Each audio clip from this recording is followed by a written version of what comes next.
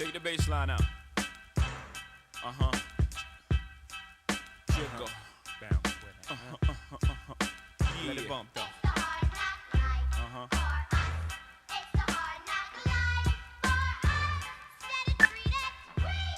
Yo, welcome to the show. Kwknowz, the show where we know sports. I'm sitting next to my co-host, Mr. AW Artist Woods. Nice to be here, man. Nice to be here. Some great sport events this weekend. We got UFC 161. We got the NBA Finals. We got some things to talk about as far as RG3 is concerned. But today we're going to start off with the NBA Finals, Game 5. The Spurs turned around and pulled out the game, 114 to 104. What is your analysis on this game?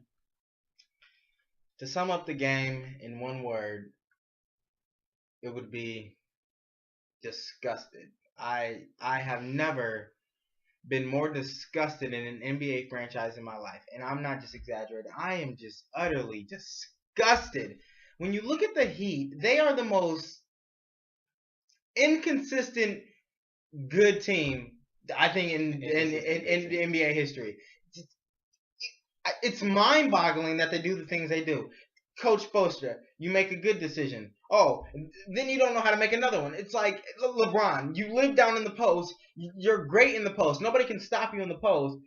And then you don't want to be in the post anymore. You want to sit there and shoot jump shots. Chris Bosh. One day you can play big. The next day you play small. What are the Miami Heat and Pat Riley? It starts with the general manager. It starts with the general manager and Pat Riley, and it trickles down to the coach and trickles down to the players. Pat Riley has to sit back and say, look, I know Coach Spoelstra is our coach, but I need to get in that locker room and get in their heads. Because let me tell you something, the Spurs outplayed them yesterday on all cylinders. And honestly, that was their best game of the Spurs, that was their best game of the series, execution-wise. You know, any team can get hot from three and jack up, what was it, 16, 17 three-pointers? Ain't no telling. They shoot a lot of threes. Yeah, I'm saying.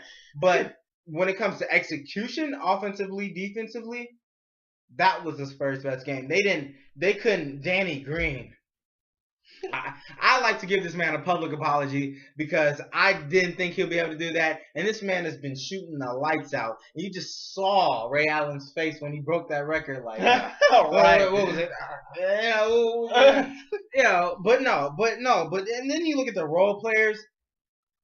Mario Chalmers. He had 7 points yesterday.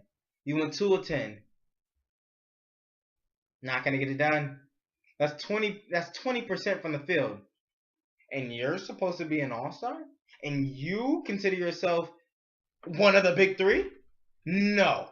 Get that man off the starting lineup. Start Ray Allen, who by the way had 21 points yesterday off 7 of 10 shooting. And he was the only reason why the score was 104 to 114 because him and Dwayne Wade. I'm just talking in the sense of the fourth quarter. Oh, okay. I'm just talking in the sense of the fourth quarter. But Mario Chalmers, you have a good play, you have a bad play. Yesterday, he had a three, then hit a regular field goal, and then all of a sudden he thought he was Dwayne Wade or LeBron James. That's not going to get it done. But, you know, Miami better come to play on Tuesday because if they don't, it's obviously over. But if they don't, LeBron James' legacy will be tarnished already more than it already is. Dwayne Wade, you'll be 2 for 4 in the NBA Finals. It's just disgusting. I'm disgusted in the organization. Well, I'm not disgusted because I predicted the game to go as it went. Well, not necessarily as it went, but I predicted the Spurs ended up winning the game, essentially. I know that the Spurs are great at bouncing back. I know that Coach Popovich is great at coming back from losses, great at reeling his team together and coming back to and saying, you know, let's get this together. Let's win this next game. This game is most important, and let's not focus on any other game. Let's forget about last game, and let's focus on this game and win this game. The decision to start Manu Ginobili was brilliant. Yeah, straight brilliant. The fact that cannot hold him. Yeah, he can't. He couldn't hold him. The fact that with Ginobili coming off of the bench, he's the number one option coming off of the bench, which isn't good for him at this age because he's not really able to carry an offense, carry the workload because, you know, he's 35, he's getting older, he's winding down his career. It was great for him to be in the starting lineup because he wasn't the number one option. He wasn't the number two option. half the time he wasn't the number 3 option because of Danny Green. Because you had Tony Parker, Tim Duncan, and Danny Green. He was oftentimes number 4 option, which opens up lanes for him, which opens up opening shots for him, easy buckets for him. He ended up scoring 24 points and 10 assists, which was amazing. I think it was what was his season high this year. Yeah. It was a great game from him. Danny Green, like he said, Yeah. that boy he's shooting the lights out the gym right now. It's unbelievable. He had 10 assists. He added 10 assists and 6 rebounds to that. Tony Parker played a great game. I think it really goes unnoticed, and he's outshadowed by the light of Manu Ginobili and Danny Green. But he had a real quiet 26 and 5 assists, shooting 10 for 14 from the field. It was a great game. Tim Duncan, Chris Bosh can't hold you. Like I said before, he had a good 17, 7 for 10 from the field, 12 rebounds, 1 assist. Kawhi Leonard, 6 rebounds, 6 for 8 from the field. The Spurs shot 60% from the field last night. Yeah, that's the most that any Miami team is that ever. They shot field goal 60% from the field last night. So you take that and you say, where was the defense last night? Was the Spurs just hot, or were the Miami Heat just not playing? They were playing lackadaisical. Well, then you go to the Miami Heat, and like he said, you got a Mario Chalmers, 7 points, 2 for 10, not gonna get it done. Chris Bosh, 16 points, 6 rebounds. That's decent out of Chris Bosh. That's the amount of numbers that you're gonna get from him right now, especially in the NBA Finals with Coach Popovich trying to shut the role players around LeBron down. You got Ray Allen with an amazing 21 points, 7 for 10 from the field. Some 2 great 4-point plays, which were ridiculous. Dwayne Wade showed up again last night. 25 points, 10 assists, 4 rebounds. And then we get to LeBron James. We're talking the 4-time MVP, the reigning NBA Finals champion, reigning NBA Finals MVP. You shoot 8 for 22 from the field, 2 for 11 in the second half, and 3 points in the fourth quarter. I like to say, LeBron, you are a 4-time MVP. You are a champion.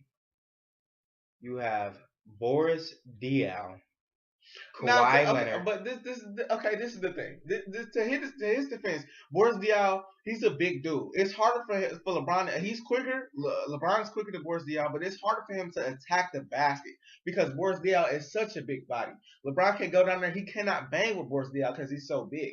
The reason why he was taking jump shots on Boris Diaw is because when he attacked the rim, he was getting banged down there by Boris Diaw. Boris Diaw started off the league as a point guard. I don't know how he got so big. He's been eating donuts and ice cream. Obviously, that's what he's been snacking on, a bunch of munchies. But look, LeBron, you are the best player on the court. Dominate a game 1 time. No, 2 times, because you don't have any room for error anymore. It's now or never. I'm predicting the Miami Heat, like I said before in the episode from last week, Friday, I'm predicting the Miami Heat to bounce back in Game 6 and pull out a Game 7, a very close Game 7. I'm predicting the Miami Heat to win this game in 7, or win this series in 7. You know what? So I'm predicting LeBron James to have 40.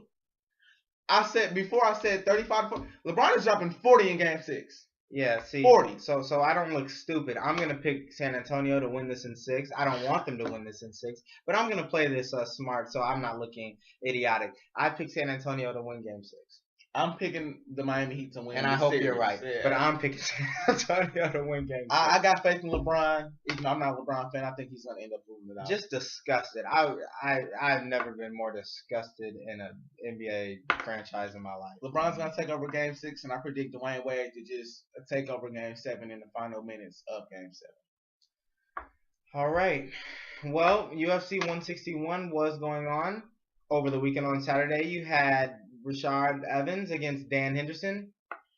What was your outtake on the fight? Well, going into the fight, I knew a couple of things. First off, Dan Henderson is a powerhouse fighter. He is a one-punch knockout. Mm-hmm. Every fight, you look for that right hand. And when you go into a fight, you think of Dan Henderson, you think of that right hand every time. He has that one-punch knockout power that not many other people in the UFC possess in that light heavyweight division. That's his one strength. He can wrestle, but he kind of avoids the rest of the game because he likes to knock people out. He likes to put on the show for the fans, which is great for the UFC.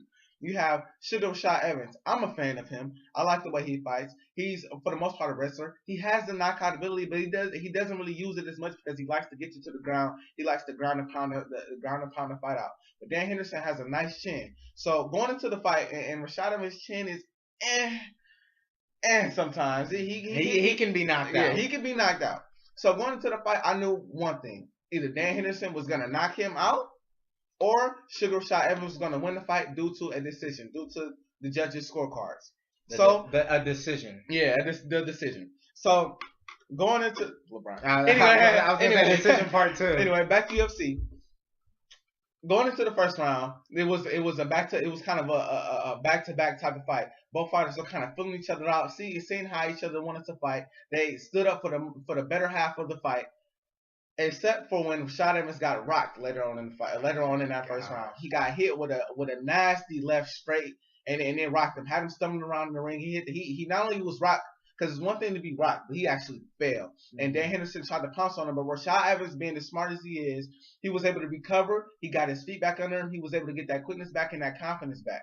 So going into the second round, Rashad Evans said, okay, maybe I shouldn't stand up with Dan Henderson because he has that one punch knockout ability. So it goes to the second round. He decides, okay, I'm going to try to wrestle with him now. So now I'm going to try to take him to the ground. I'm going to try to ground and pound him out the fight.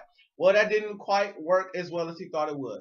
He tried to take him down roughly around 3 times. Dan Henderson stepped all 3 times since he expected it. And every time he went for that, he gave him some blows going into Dan Henderson gave him blows going into the takedown and coming out of the takedown.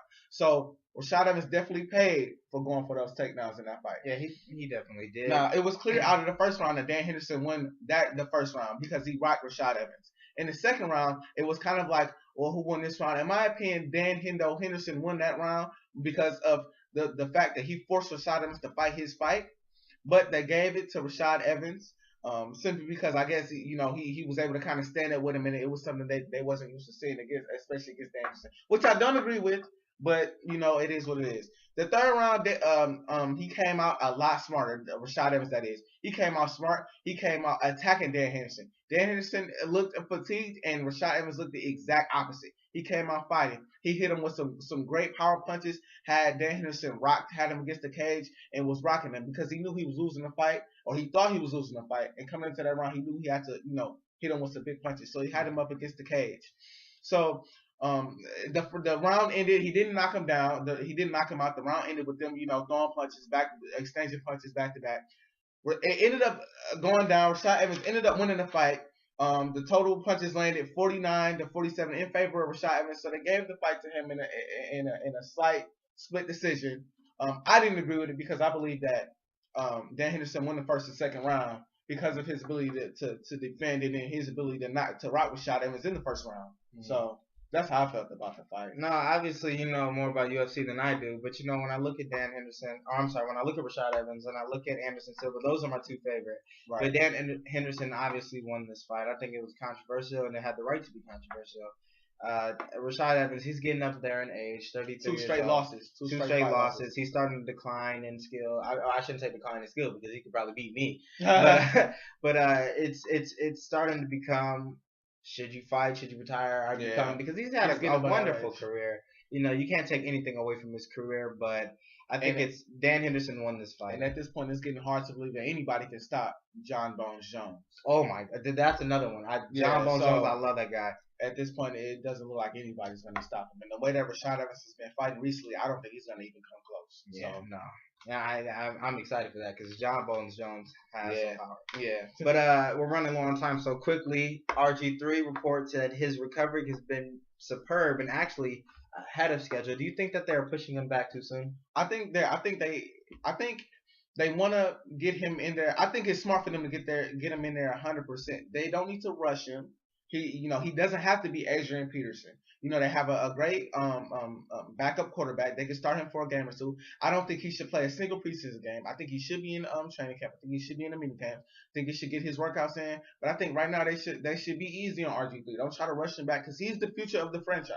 Yeah, you're not only thinking about next season, you're thinking about in the future also. Yeah, well, I think the NFL fans and just sports fans in general has been spoiled by the amazing return of Adrian Peterson. You know, Right. when it comes to Derrick Rose, you know, people like to get on him a lot because he didn't return. But, you know, if you're not healthy, you're not healthy. Everybody can't be Adrian. Exactly. But when you look at RG3, he's a wonderful athlete, an amazing talent. I think if anybody can recover at the same speed as Adrian Peterson, it would be an RG3 because of his athletic ability.